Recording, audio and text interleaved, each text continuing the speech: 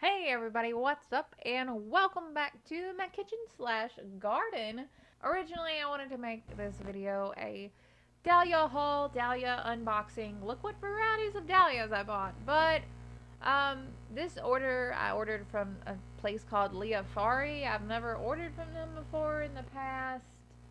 I've never had really any experience with Leafari before, but I specifically was looking for the Wizard of Oz Dahlia. I saw this Dahlia on Pinterest and I was like, oh, I have to have that. It's so pretty. It's pink. I've got to find it. So I went on the Dahlia Addict website and searched out a place that had this Dahlia, and Leafari was the only one that had it in stock still. So I went on their website, saw that they had a bunch of the ones that I really liked anyway, and I made an order. They came today, and I just personally think left a lot to be desired. Honestly, the the tubers came packaged without any kind of like sawdust or shavings or moss or anything. Just completely just thrown in a plastic bag. The plastic bag didn't have any kind of instructions. It just says go to our website. I don't know. I'm not too thrilled with it. The tubers, a lot of them were really damaged, and of course, the Wizard of Oz one was like super dried up. There was one that was completely rotten. Um, it's just I planted them. I went ahead and planted them. I didn't bother to call customer service. It had a long day, had a long week, and I was just over it at this point. So I mean, I can't speak for how customer service would have been, but I planted these up anyway, using the method that I'm going to show you here.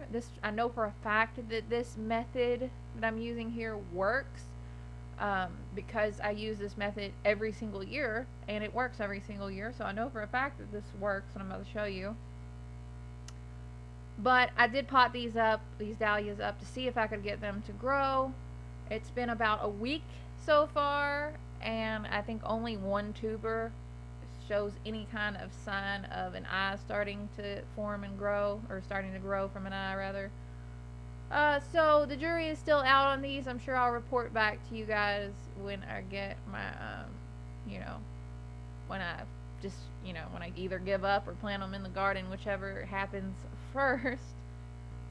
So today I'm going to be showing you guys how I go about the process of pre-sprouting my dahlia tubers. Now, I don't have access to any grow lights. I don't have a lot of room in my house. So that's one of the main reasons I use this technique, because it works and you don't have to have a lot of equipment. You don't even have to have a heat mat or anything like that. So what I'm going to do is I'm going to save my containers, my bottles, plastic bottles, just like I always do with the winter sowing method.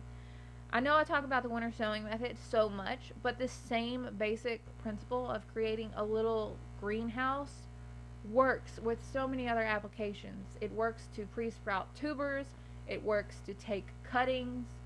It's efficient and it works, and it's very cheap. So it's a thing that's, it helps the garden keep going. But anyway, I'm just going to take a container and I'm going to repair it as I always do. I'm going to put drainage holes in the bottom. I'm going to cut around the center. I'm going to fill this with moist potting mix. I'm going to put my tuber inside of this, cover it up with some more potting mix, tape it up, and I'm going to put it outside. Now, the important thing to note here is I'm putting this outside in spring. Obviously, that's a very important aspect, as dahlias are cold sensitive, so you're going to want to protect these from the cold, prevent the damage. For the most part, my frosts are over now, so I don't really have to worry about the frosts. But if there is a frost to be expected, I can just throw a frost blanket over top of the bottle, and it seems to work very well. I've done this in the past. Just light frost, nothing too heavy or too scary. I've done this in the past. It works absolutely great. Nice little warm microclimate inside the bottle is going to cause our dahlia tubers to begin to sprout and start growing, so we can transplant them out in the garden. One of the main reasons that I like to transplant these out instead of just, sticking the tuber in the ground and saying, well, good luck, I hope you grow.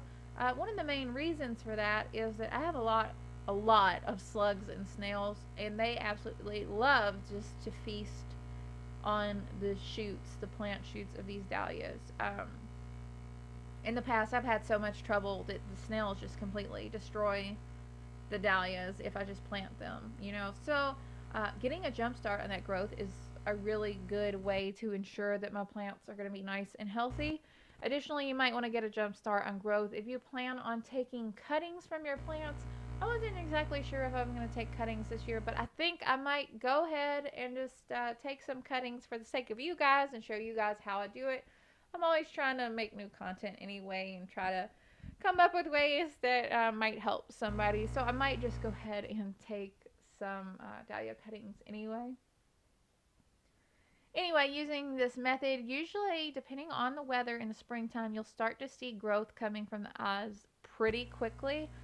When that happens, I go ahead and just open up the container and let the sunlight hit them, you know, again, protect them from frost if there is a chance of frost. Maybe even take them inside if you're really worried about it. It's just all up to you. It depends on where you live, your climate, trial and error, all kinds of stuff this depends on. But once you get the hang of it, it really is just a great option, especially if you don't have a greenhouse and heat mats and tables and grow lights and all the other things that make um, growing a lot of stuff sometimes feel like it's unattainable, but it's not. You can do it. There are ways to work around it and ways to do it, even if you have no money, very little money, and very little space. On this day, I also was able to go out in the garden and plant some dahlias. This is from another different dahlia order. I will do a haul video on that dahlia order because I was nice that I had some really good quality tubers, and it's nice when people, you can tell, really care about the quality of their tubers that they send you. So I'm going to do a haul video for that one, or an unboxing, whatever you want to call it.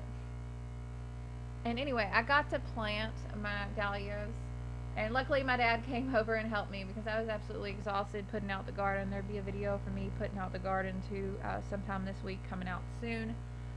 What I did this year is I just tilled up a nice spot, worked it to a depth of about 1 foot. I laid out my dahlias and my pre-started dahlias. I mentioned that none of these Leafari dahlias have made it into the ground yet because not a single one of them has actually sprouted. I don't know. I'm frustrated by it. Anyway, I made it in the ground. I fertilized them with my Seabird guano that I like to use. There's a link to it down in the description. I think they might have actually discontinued it. So I'm gonna have to figure out what new product I'm gonna use next year if they discontinued it, because it's like one of my favorite things. But anyway, whatever. Just planted these in the garden. I planted these in a nice double row. What I'm going to do is I'm going to put stakes between my flowers, and I'm going to stake these dahlia flowers with a Florida weave. I'm not quite sure how that's going to work. I'm not quite sure if they're going to get too heavy or what's going to happen, but my thinking is my tomato plants get really heavy with tomatoes every year, and I've had success with a Florida weave using, you know, tomatoes before, so why not? Why wouldn't I have success with a Florida weave with something like dahlia plants, which also get heavy, but I imagine they probably don't get as heavy as tomato plants. I'm not quite sure. Anyway, I'll make a video for that when the time comes. Other than that, that's about it. I hope you like this video. If you did, be sure to subscribe. I'd absolutely love to have you making new videos on the regular. Be sure to hit that little bell thing. That'll let you know when I make a new video, when I upload. For some reason, sometimes YouTube doesn't tell people when I upload a new video. Don't know why, but whatever. Be sure to share this one, tell a friend. We're trying to get to 10,000 subscribers for the end of the year. I hope we can do it, but I'm not quite sure we can. I hope y'all are having a great day, and I'll talk to y'all later. Bye, guys.